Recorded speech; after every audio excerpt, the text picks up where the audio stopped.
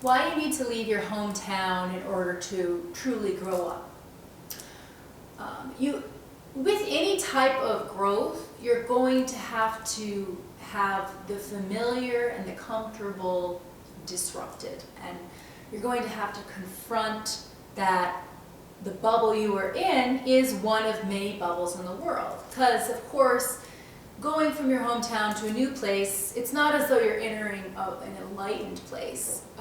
You're entering a place that just has that element of contrast that you can then compare and understand where you came from better, the belief systems and culture there, and then you can also process this new land, a new place with its own culture, customs. And so when we say, there's always kind of a tone of leave your hometown that's kind of implying that you need to get sophisticated and get higher culture, highbrow. But that actually is, that's not quite what getting out of your hometown is. It's really just having the contrast and getting into novelty. And novelty, just for the same goes for the person that's grown up in the city their whole life. They need to leave their hometown of New York City, of Santa Monica, they need to leave that, and they would benefit from going to the stark contrast of a small town, a mountain town, any number of whatever they think the contrast is. And we see this represented a lot in movies, those kind of fish out of water plots. We always, like when Elf goes from the North Pole to New York City, or when a New York City business person goes to a quaint small town for a Christmassy kind of Hallmark kind of movie. And here's the thing about coming of age and rites of passage, they involve going into that contrast, because it's only through that contrast that you are going to rethink what was your status quo, your familiar, your comfort zone, and then also be exposed to just the wide variety of people, culture, belief systems, and just ways of life out there, right? But that doesn't necessarily mean you're going into better. So I just want to make that clear. It's more about contrast. And the people who kind of stay in their hometowns, though, I think there's a bit of a fear in them throughout life, because they just haven't confronted that as many unfamiliar scenarios as people who have left, and especially as people who have gone to other countries. Because all of those are great ways to really form new neural pathways in your brain, because your brain is the most focused in unfamiliar settings. Like, in familiar settings, a lot of your brain just fills in what you see with kind of what it expects to see, and then it focuses on whatever else you need to worry about. So when you're in a new place and there's tons of stimuli, your brain is actually more active and trying to register, okay, what's a threat? What do I need to focus on? What is this unfamiliar? What are these kind of novel things? And whether that's just, especially, when you're in another country, everything you're processing, there's a different language, there's different noises, there's different, all stimuli is a little bit unfamiliar. So your brain gets so much more activity from these new experiences, and that's key to growing up, because if you're just always in the familiar, then when something eventually is unfamiliar in your status quo hometown, you may not be able to handle it as well as somebody who has had more of that exposure to newness, so that they can, when they see another form of newness or a danger, they can react a bit faster, because their brain pathways have been exposed to novelty before in several different ways. So there's just a bit more of a conversation there already, so it's not just like a rusty kind of cobwebbed, never used parts of the brain that suddenly have to do so, at an older age or whenever the threat. I mean, this is kind of a vague example of suddenly seeing a threat in a familiar environment, but it happens. There's going to be unfamiliarity, and you better deal with that if you have experiences that are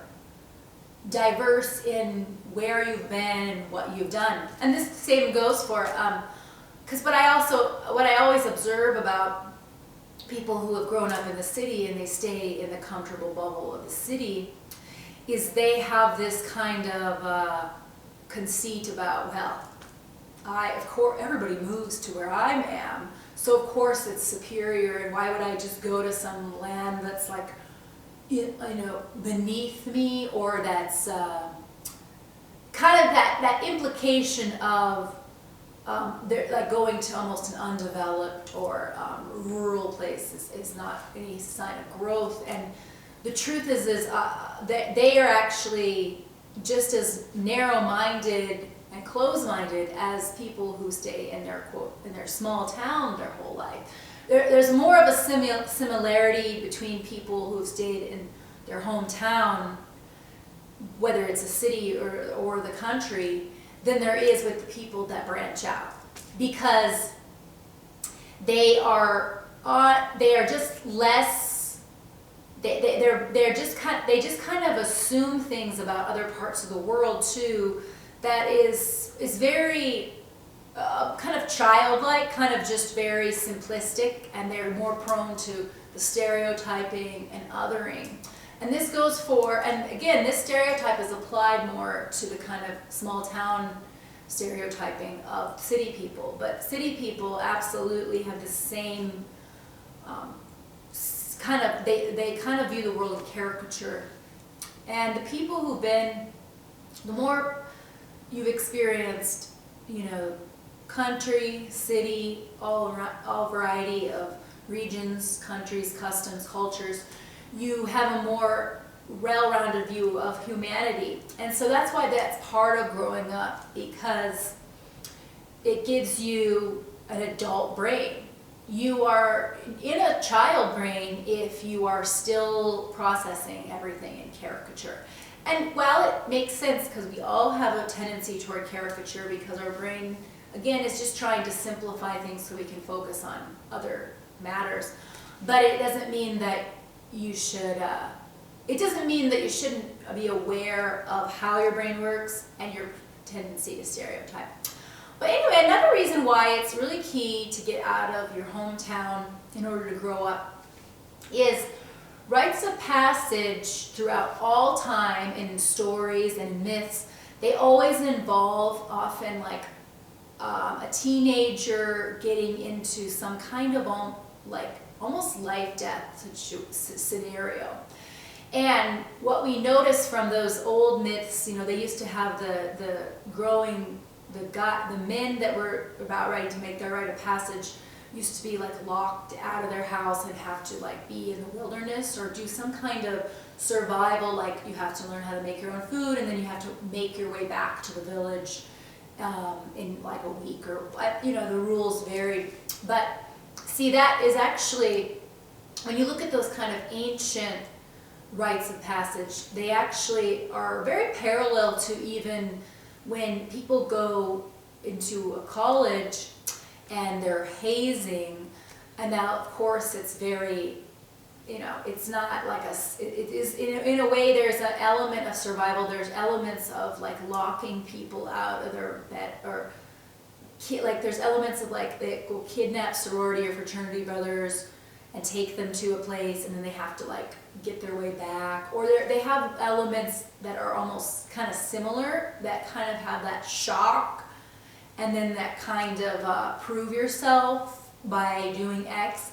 And some of them, of course, seem really ridiculous, but there's still kind of that life versus death kind of fear enacted of you. Like, even just the alcohol kind of scenarios they involve of kind of like chugging kegs, or those are even facing death, to kind of be like, I'm going to survive this really life-threatening. It is life-threatening to be consuming kegs and then in upside down and doing things in such a in the manner of those hazing rituals, it is still imitating life, death, shock kind of pathways. So why is it that we continually bring out these kinds of hazing? Like, a lot of people are very against them, but the truth is what it is it's that need for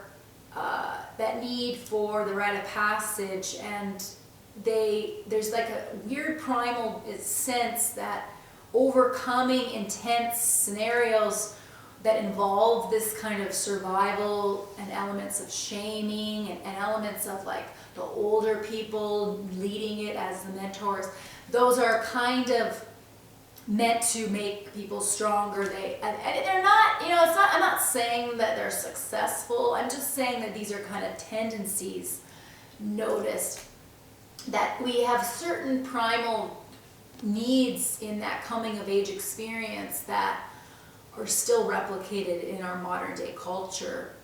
And sometimes when you're denied those chances of, not that there are these big wonderful ceremonies, but sometimes when you're denied those, you are stunted. Like, even just that fear that happens to you really in the process of, I'm in a new place, I have to find an apartment and a new job, and then I have to essentially survive in this concrete jungle. And then there might be a lot of a lot of darkness with like sociopathic bosses and judging contemporaries, that kind of element. It's still kind of a feeling of, I've got to survive in the city world, and I'm kind of thrust in, and I've got to find my way. So really, the internship experience, the moving to the new place experience, and surviving and even moving to the mountain town, it's like, will I survive and be in a more wilderness, less convenient element? There's like, whatever it may be that's unfamiliar, there is still that you're going to become coming of age and coming out stronger, having navigated a journey that's unfamiliar to you, having navigated this new world, whether it's on the college level of the sorority fraternities, whether it's on the level of internship program, and I'm in a new place, or study abroad program. And all of those, what they give you is that shock, fear, survive, thrive. And so it's so important to give yourself those experiences. Another thing that they do that's really key for growing up is you have to learn how to properly socialize. Now, it sounds like obvious, but when people are socialized from childhood and all through high school with the same people, they just have their familiar kind of people their whole life. And they may not necessarily have they don't have a pressing need to make new friends, because they kind of are just complacent with what they've got. But when you're in a new place, having a new friend feels like survival, because you really want somebody to connect with when you're in an already kind of scary, unfamiliar place. So when you meet a friend in college, or if you meet a friend in an internship program abroad, they are so important to you, and you also have to learn how to socialize and not just assume everyone knows your story like they do in your hometown. So it's a key part of development to be getting past any level of complacency with how you make friends. And continually putting yourself through uncomfortable social scenarios is also huge growth. Now, of course, people usually kind of lubricate or kind of medicate with alcohol during parties and during all of this. But even that in itself it's part of growing up to kind of see who you are at parties with people you know, with people you don't know. Do you avoid certain social scenarios? Do you avoid even certain activities, like because you have some association with them as something you can't do? Like, there's people that might avoid doing certain active like sports activities because they have an association that, oh, I can't do that. Well, really thrusting yourself in the discomfort of activities that you are the most terrified of and unfamiliar is another huge step toward growing up, because when you do those and you conquer that, you feel stronger and just more aware of how that fear was really keeping you curled from doing things that actually were worth trying. And that also goes for trying different foods, trying, going to Vietnam and going to the snake village, and they're like having snake sperm, like learning, being exposed to all variety of these kinds of experiences really do grow you. You become an adult through experience. And for instance, like say the city, they always have the city person in those kind of movies. They usually do some kind of outdoorsy wilderness event, and they're always kind of clumsy and worried, like say they're going to float the river, they're terrified and they're more prissy, or they kind of have that stereotype kind of,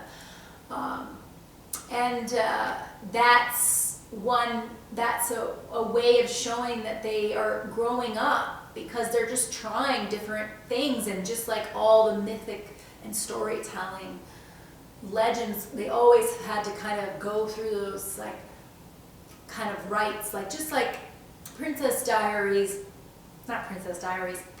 Bride, and those journey-esque fantasy stories.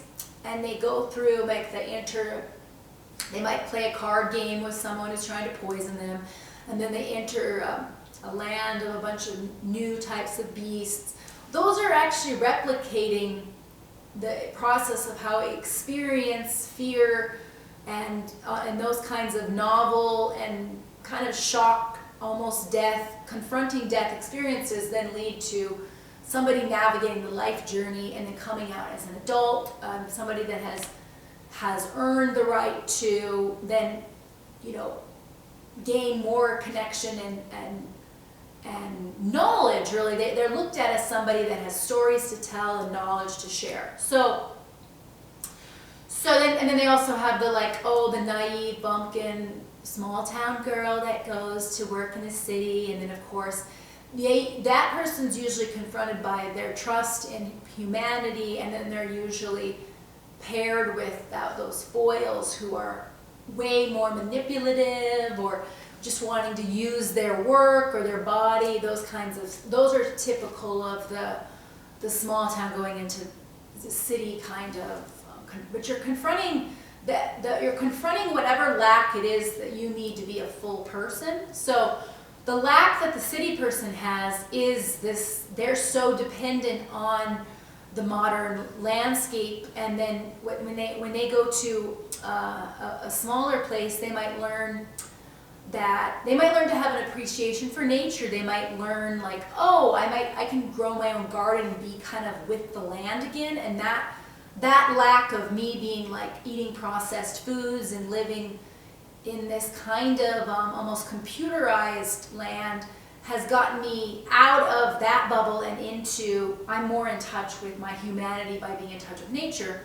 And likewise, the lack that the small town person has when they enter the city is that they are that naive archetype. They're naive, they're innocent, they're a child brain in that way, and so the city teaches them that the city teaches them by first making them a cynic often, or disillusioned, disenchanted. Oh no, I guess people are not kind and trustworthy and empathic. But then they gain the adulthood by starting to see through that and getting better social skills and dealing with those kinds of people, or getting away from sociopaths. So they're learning skills, and then they're becoming more of a full realized person. So see, whatever you lack, and everyone lacks something, you go to a place that most scares you, and that is going to be your journey, the journey that your life takes to become an adult. And for instance, my I tend to be, my comfort zone is reading mind activities, like reading, writing, talking, just being in kind of that academic environment, that kind of mind-based, brain-based kind of activities. So when I do, the things that scare me tend to be like, oh, I'm gonna go float the river. Okay, this feels out of control. I'm scared. Or skiing is another one. Skiing down a hill, having to rely on my physical body usually scares me, because my physical body is uncoordinated and inflexible and just very slow in general, because I am tall and lanky and I do not react optimally to physical events.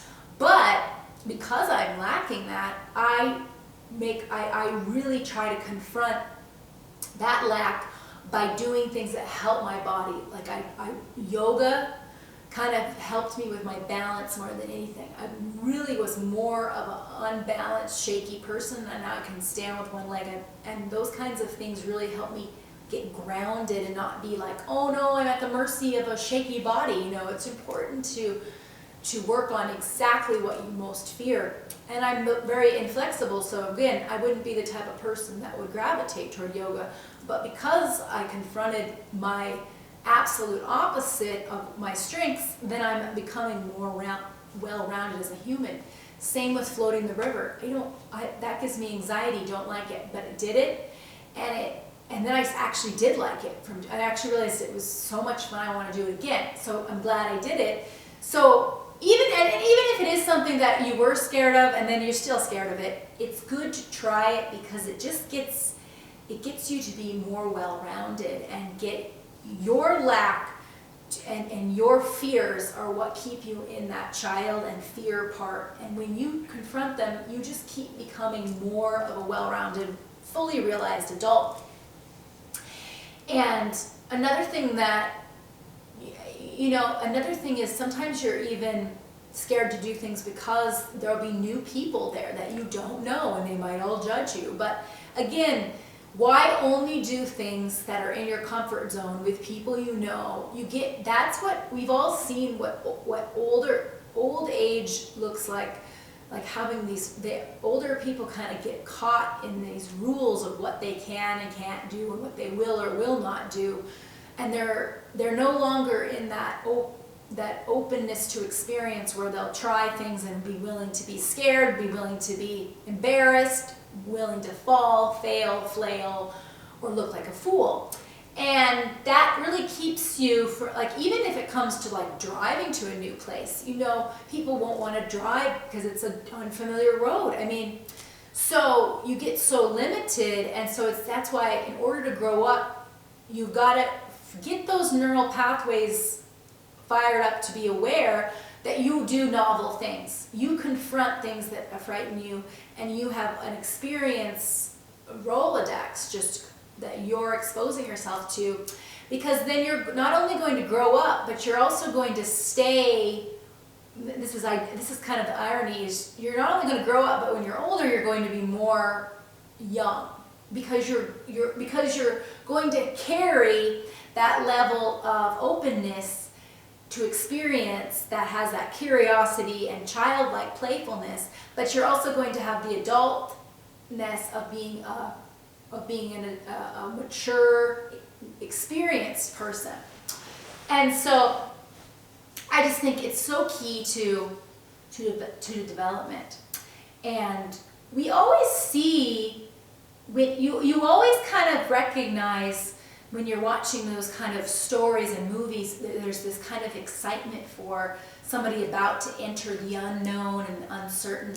And you've got to think of yourself as that person in that movie, that hero making that journey. And when you're scared and when you're thinking, oh, I would rather just stay in my status quo, remember, you won't win or lose. You will either win, you'll win or you'll learn. You will not lose. And that's a quote, and I don't know who said that. I think it might be Winston Churchill, but I'm not sure. But again, that's what you got to look at, these experiences. I will always learn something, or I'll win, and I'm going to develop either way. And there's nothing as horrible to see as that stunting, that stagnancy, and that regret when someone's reached the end of their life and they think, I wish I would have just lived out of more openness and curiosity than fear. I wish I would have expressed what I thought to the people I loved or to the people I hated, or just expressed my truth. Or I wish I would have gone and done X. And so do everything that scares you, and do it with the knowledge that it's very hard to do, and do it with the knowledge that that's what makes a story. You're going to embark on a story and a journey as soon as you get out of your comfort zone. And for more on getting out of your comfort zone, definitely check out my North Node video, because knowing your North Node in your astral chart is actually indicative of the path that you may resist and fear the most. But that is going to help you evolve and grow the most in your lifetime. For instance, my comfort zone, my South Node, is in Libra. That means it's very easy for me to be a peace-loving, harmony-seeking, gracious, polite, people-pleasing type of person. I have a very nice girl, right? It's easy for me to do that. That's my comfort zone. My North Node is in Aries, which means the least comfortable for me is to be assertive, aggressive, take initiative, be bold, and act. Okay, and it's very masculine energy too, Aries. Mars, it's ruled by Mars, which is like a warrior. Libra is ruled by Venus, the ultimate like divine feminine kind of receptive, sweet. But the weakness is the passivity, the indecisiveness, and the people pleasing. So your South Node is your comfort zone. It's what's easy for you. But your North Node is what you need to aspire to have the most growth. So I have been trying to embody the Aries traits: radical action, taking initiative, and those things are scary to me, but I do find when I do them, I feel so much better and more growth than when I'm just kind of doing that, oh, I hope no one's mad at me, that Libra thing. Because, what the South Node, they always emphasize is, it's while it's your strength and your comfort zone, if you stay in that, you are going to start inhabiting the shadow side and the dark side of that, because you've already gone so far that now you're kind of almost in a regressive Libra. So what the key for the nodes is usually it's key to learn them by 30, because by then you'll kind of notice what are consistent patterns of failure and floundering that are going on, whether it comes to relationships, whether it comes to just your personality, and just constant mistakes that you keep making that may seem like they're all in the same camp. You keep repeating the same mistakes. That's often having to do with you not going into that discomfort of owning your North Node, because you're kind of still thinking, well, this is the easy way I do things. This is my comfort zone. So check that video out, because it's very similar to this talk about how much discomfort is growth. And I hope this was helpful. Thank you.